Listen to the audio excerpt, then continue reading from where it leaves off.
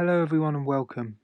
In this video I'm going to be reviewing the iPad mini Smart Folio, which is the official case for the iPad mini made by Apple. This case retails for £59 and comes in 5 colours: English lavender, dark cherry, electric orange, as well as white and black. Installing this case is very straightforward.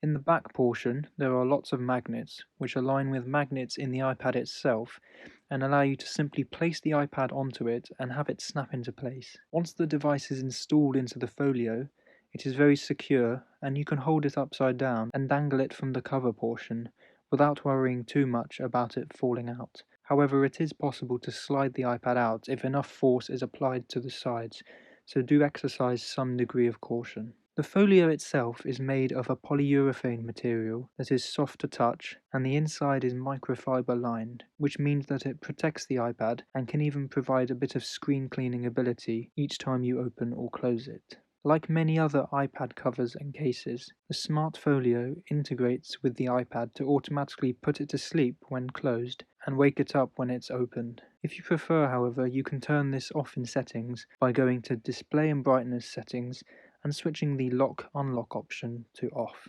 Once opened, the trifold design of the folio's front cover offers a couple of different functional positions. Folding it into a prism allows you to use it as a vertical stand for activities like watching videos, or you can lay it down horizontally to make it ideal for typing on your lap or on a table. The only real downside of this case that I've been able to find is the fact that it doesn't provide any protection to the outside perimeter of the device.